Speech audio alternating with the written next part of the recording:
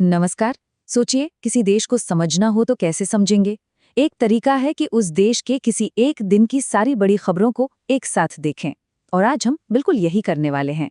23 दिसंबर 2025 के दिन को खंगालेंगे। तो सवाल यही उठता है कि क्या सच में सिर्फ एक दिन किसी देश के बारे में इतना कुछ बता सकता है? उसकी धड़कन, उसकी चुनौतियां और उसका भविष्य? चलिए इस सवाल का जवाब साथ मिलकर ढूंढते हैं। तो शुरुआत करते हैं उन चीजों से जो भविष्य को गढ़ रही हैं, यानी टेक्नोलॉजी और स्पेस। देखते हैं कि भारत कैसे एक तरफ तो आने वाली पीढ़ी को तैयार कर रहा है और दूसरी तरफ आज की सबसे आधुनिक टेक्नोलॉजी को तैनात भी कर रहा है। अब ये देखिए, ये एक बहुत ही दिलचस्प स्ट्रैटेजी है। एक तरफ है आयन स्पेस, जो यूनिवर्सिटी लेवल पर टैलेंट को तैयार कर रहा है, मतलब भविष्य की नींव रख रहा है। और दूसरी तरफ दिगांतरा जैसा स्टार्टअप आज की ज़रूरतों के लिए, जैसे मिसाइल ट्रैकिंग के लिए सैटेलाइट्स लॉन्च करने को तैयार है। तो ये हुआ ना, भविष्य और वर्तमान का एक कमाल का बैलेंस। तो स्पेस में भविष्य की बात तो हो गई। अब जरा जमीन पर लौटते हैं, उस टेक्नोलॉजी पर जो आज हमारे डिवाइसेस को महफूज रख रही है। अच्छा, तो ये एआई पावर्ड प्रोटेक्शन है क्या चीज़? देखिए, बहुत सिंपल है। ये आर्टिफिशियल इंटेलिजेंस का इस्तेमाल करके हमारे डिवाइसेस पर आने वाले नए नए डिजिटल खतरों को उनके आने से पहले ही पहचान लेती है और उन्हें खत्म कर देती है। समझिए, ये एक तरह का डिजिटल बॉडीगार्ड है जो 24 घंटे अलर्ट पर है। और ये जानना जरूरी क्यों है? क्योंकि काउंटर पॉइंट रिसर्च की एक रिपोर्ट बताती है कि एंड्रॉयड को इस एआई प्रोटेक्शन में सबसे ज्यादा स्कोर मिला है। इससे ये साफ होता है कि हम जो डिवाइस रोज इस्तेमाल करते हैं, उनकी साइबर सिक्योरिटी के लिए एआई कितना कितना जरूरी हो चुका है।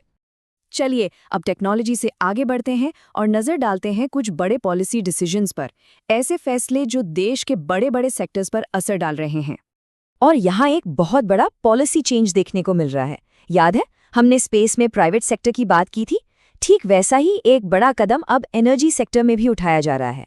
शांति बिल 2025। ये बिल भारत के सिविल न्यूक्लियर एनर्जी सेक्टर को प्राइवेट कंपनियों के लिए खोल देगा। इसे एनर्जी में आत्मनिर्भर बनने की तरफ एक बहुत बड़ा कदम माना जा रहा है। अब बात करते हैं पर्यावरण की, और यहाँ एक बहुत बड़ी खबर है। सुप्रीम कोर्ट ने कंफर्म किया है कि अरावली रेंज का 90% से भी ज्यादा हिस्सा प्रोटेक्टेड रहेगा, मतलब संरक्षित। ये चार्ट देखिए, आपको इस ऐतिहासिक फैसले का स्केल समझ आएगा। एक और पॉलिसी डिसीजन पंजाब से आ रहा है। वहां की सरकार ने कुछ खास पवित्र शहरों में मांस, शराब और तंबाकू की बिक्री पर पूरी तरह से बैन लगा दिया है। ये फैसला उन शहरों की सांस्कृतिक और धार्मिक पवित्रता को ध्यान में रखते हुए लिया गया है। तो पॉलिसी के बाद अब बात करते हैं इकोनॉमी की, यानी देश की आर्थिक नब्ज की। और देखते हैं कि कैसे एक तरफ तो दुनिया में नए मौके बन रहे हैं और दूसरी तरफ देश के अंदर भी कुछ फाइनेंशियल एडजस्टमेंट्स हो रहे हैं। इकोनॉमी में आज दो बिल्कुल अलग तरह की तस्वीरें दिखीं। एक तरफ भारत न्यूजीलैंड के साथ फ्री ट्रेड एग्रीमेंट को फाइनल कर रहा है, जिससे इंटरनेशनल ट्रेड के नए रास्ते खुलेंगे।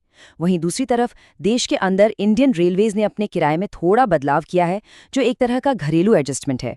और ये जो नया ट्रेड एग्रीमेंट है, ये कोई छोटा मोटा नहीं है। इसका टारगेट है अगले 15 सालों में $20 बिलियन का इन्वेस्टमेंट लाना।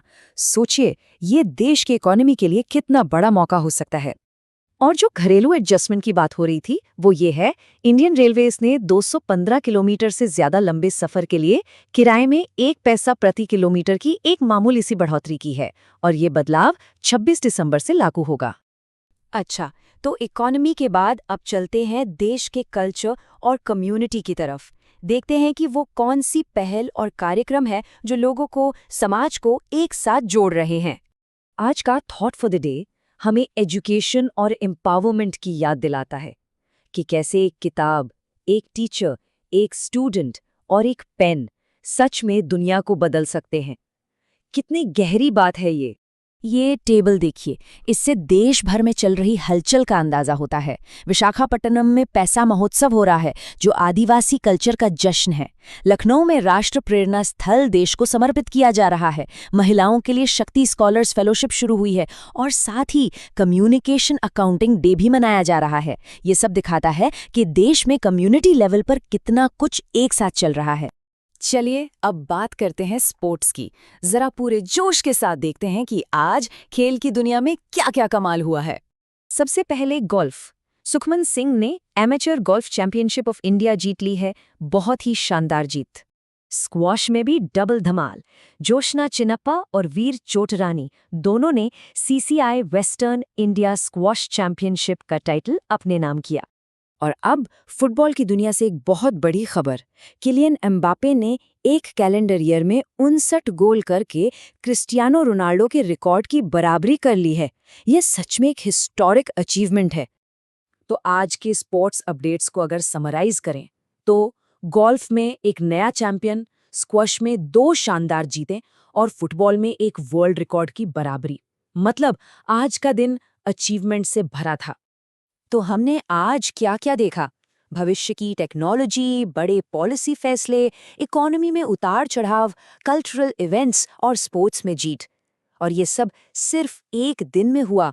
तो आखिर में बस एक सवाल, अगर ये सिर्फ एक दिन की तस्वीर है तो जरा सोचिए आने वाला कल क्या कहानी